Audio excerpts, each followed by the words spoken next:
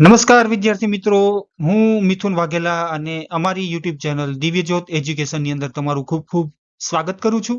મિત્રો, આજનો આ જે વિડીયો લેક્ચર છે એની અંદર આપણે ડ્રોબેક્સ ઓફ રેગ્યુલેટિંગ એક્ટ 1773 એટલે કે 1773 નો જે નિયામક ધારો છે એની ખામીઓ જોવાની છે અને આ ખામીઓને અનુસંધાને બ્રિટિશ ગવર્મેન્ટે કયા પ્રકારના પગલાં લીધા એ આ એક્ટની અંદર આપણે સમજવાનું છે. ચાલો તો મિત્રો વ્યવસ્થિત રીતે આ એક્ટની ખામીઓને સમજીએ. નિયામક ધારો 1773 ની ખામીઓ, ડ્રોબેક્સ ઓફ રેગ્યુલેટિંગ એક્ટ 1773. મિત્રો, તમને ખબર છે ઈસ્ટ ઇન્ડિયા કંપની ભારત આવી અને ભારતમાં વ્યાપારની શરૂઆત કરી ત્યારે તેણે શરૂઆતમાં ખૂબ સારો વ્યાપાર કર્યો, પરંતુ તેને અમુક મુસીબતોનો સામનો કર્યો અને આ મુસીબતોને લીધે કંપની છે એ નુકસાનમાં ગઈ. આથી બ્રિટિશ ગવર્મેન્ટે બરાબર એટલે કે બોર્ડ ઓફ ડિરેક્ટરે એક નિયામક ધારો 1773 ની રચના કરી અને આ કંપની ઉપર આ એક્ટ લાગુ કરી. હવે આ એક્ટ લાગુ તો કરી, પરંતુ એની અમુક ખામીઓ હતી. તો ચાલો એમાં સૌપ્રથમ જે પહેલી ખામી છે એ આપણે જોઈએ. તો પહેલી ખામી એવી છે કે executive council and governor general એટલે કે એક્ઝિક્યુટિવ કાઉન્સિલ અને ગવર્નર જનરલ વચ્ચે એક સમસ્યા એ હતી કે ગવર્નર જનરલ જે છે બરાબર એને સુપ્રીમ બનાવ્યા હતા. એટલે કે મદ્રાસ અને બંગાળ જે છે, આ મદ્રાસ અને બંગાળના ગવર્નર જનરલ કરતા પણ પદમાં ઉપર રાખ્યા હતા. બરાબર, છતાં પણ જ્યારે ગવર્નર જનરલ કોઈ પણ પ્રકારનો કાયદો બનાવે, બરાબર, આ કાયદામાં મત દ્વારા એનો નિર્ણય થતો. એટલે કે એક્ઝિક્યુટિવ કાઉન્સિલના જે 4 સદસ્ય છે, આ 4 સદસ્ય અને ગવર્નર જનરલ દ્વારા બનાવેલ કાયદો જે છે એના ઉપર મત કરવામાં આવતો. આથી બનતું એવું કે કાયદો બને ગવર્નર જનરલ દ્વારા, પરંતુ તેમાં ડિસિઝન જે છે એ એક્ઝિક્યુટિવ કાઉન્સિલ લેતી. બરાબર, એક વસ્તુ તો આ થતી. બરાબર, એટલે કહેવાનો મતલબ એવો છે કે જ્યારે ગવર્નર જનરલ કાયદો બનાવે તો તેમાં જે નિર્ણય જે છે આ નિર્ણય મત દ્વારા થતો. નિર્ણય મત દ્વારા થતો. અને જ્યારે આ કાયદો પાસ થાય મતોથી, તો એવું થતું કે આનું જે જવાબદેહી જે છે, આ જવાબદેહી કોની રહેતી? એક્ઝિક્યુટિવ કાઉન્સિલની? ના, આ જવાબદેહી રહેતી ગવર્નર જનરલની. બરાબર, ગવર્નર જનરલની. એટલે કે માત્ર ને માત્ર જે આ જે છે એ જ આ કાયદા માટે જવાબદાર છે. હવે આપણે જઈએ બીજી ખામી તરફ. ચાલો તો હવે મિત્રો આપણે નિયામક ધારો જે 1773 જે છે એની જે બીજી ખામી છે એ આપણે સમજીએ.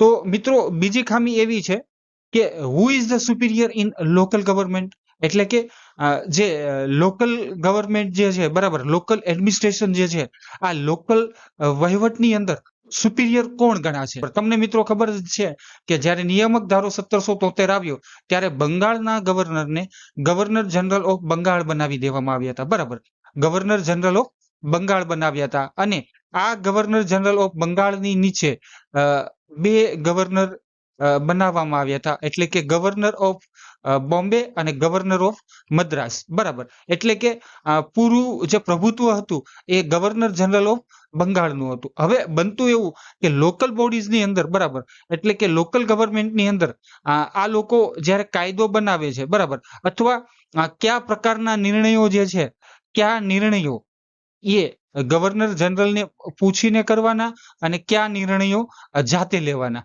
આ બંને જે દ્વિધા હતી, આ દ્વિધાનું કોઈ નિરાકરણ નહોતું. એટલે એક સમસ્યા એ હતી કે ડિસિઝન મેકિંગમાં બહુ મોટો ઇસ્યુ આવતો હતો. આથી લોકલ જે ઇસ્યુઝ હતા, બરાબર, અને આ લોકલ ઇસ્યુઝને દૂર કરવા માટે જે કાયદાઓ બનતા હતા, આ કાયદાઓને લાગુ કરવા માટે એક મોટી સમસ્યા ઊભી થતી હતી. કારણ કે ડિસિઝન ના લઈ શકાતું હતું કે કયો નિયમ આપણે લાગુ કરવો અને કયો નિયમ આપણે લાગુ ના કરવો. ગવર્નર જનરલ ઓફ બંગાળ જે છે એની સલાહ કઈ જગ્યાએ લેવી અને એની સલાહ કઈ જગ્યાએ ના લેવી, આ નિર્ણયમાં બહુ મોટી સમસ્યા હતી. તો આ એક એની બીજી મોટી ખામી આપણે ગણી શકીએ. આ નિયામક ધારો 1773 ની જે ત્રીજી ખામી જે છે આ ત્રીજી ખામી એવી છે, conflicts between governing council and supreme court. તો ગવર્નિંગ કાઉન્સિલ જે છે એટલે કે ગવર્નર જનરલ પ્લસ જે કાઉન્સિલના જે 4 સદસ્ય જે છે ગવર્નિંગ કાઉન્સિલ બને છે, બરાબર. હવે આ ગવર્નિંગ કાઉન્સિલ અને જે સુપ્રીમ કોર્ટ જે છે, બરાબર, આ બંને વચ્ચે કહેવાય કે કોન્ફ્લિક્ટ ઉભા થતા. જ્યારે આ 1773 નો કાયદો બન્યો ત્યારે એવું વિચારવામાં આવ્યું કે ગવર્નિંગ કાઉન્સિલ અને સુપ્રીમ કોર્ટ આ બંને એકબીજાની મેચ્યોર અન્ડરસ્ટેન્ડિંગથી દરેક પ્રકારના નિર્ણયો લેશે અને દરેક પ્રકારનું વહીવટી તંત્ર ચલાવશે. પરંતુ જ્યારે ગવર્નિંગ કાઉન્સિલથી કોઈ પણ પ્રકારનો કાયદો બનતો હતો ત્યારે જે સુપ્રીમ કોર્ટ જે છે એ કાયદો ના ચલાવતા, બરાબર. એટલે આ કાયદાને ઠુકરાવી દેતા, એટલે કે કાયદો પાસ ન થવા દેતા. હવે બનતું એવું બંને વચ્ચે સુપ્રીમ કોર્ટ અને ગવર્નિંગ કાઉન્સિલ આ બંને વચ્ચે બહુ મોટા ઝઘડાઓ થતા. આમાંથી તમને ખબર છે કે જ્યારે કોર્ટની સ્થાપના કરવામાં આવી, સુપ્રીમ કોર્ટની સ્થાપના કરવામાં આવી ત્યારે તેના જે મુખ્ય ન્યાયાધીશ હતા એલિઝા એમ્પે, બરાબર.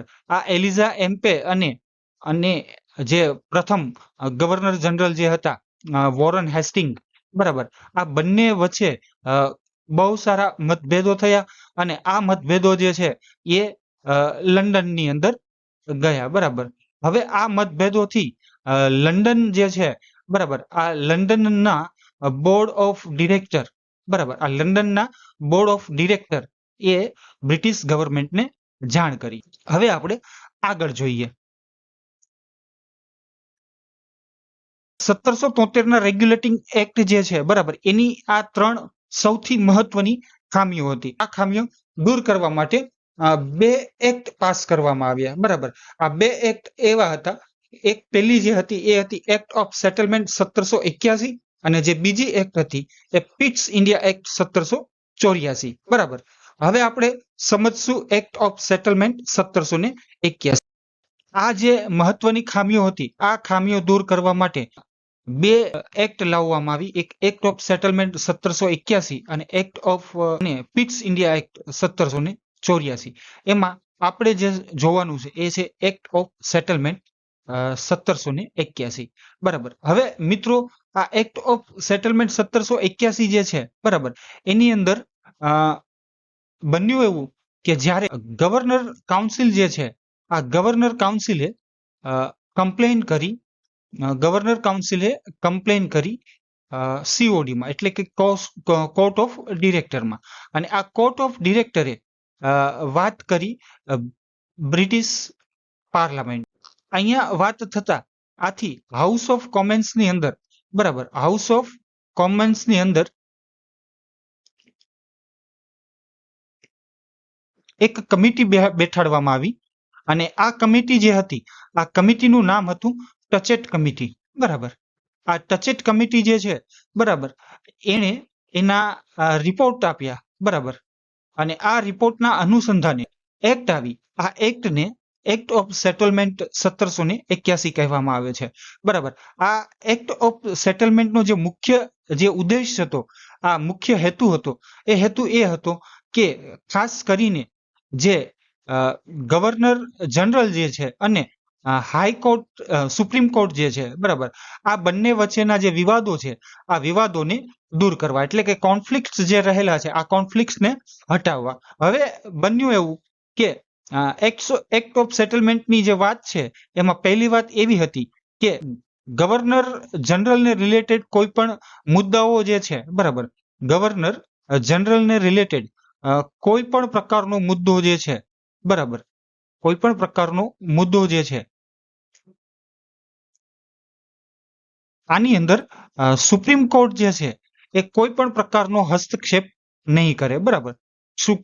સુપ્રીમ કોર્ટ જે છે એ હસ્તક્ષેપ નહીં કરે. આ એની પહેલી વાત હતી, બરાબર, નહીં કરે.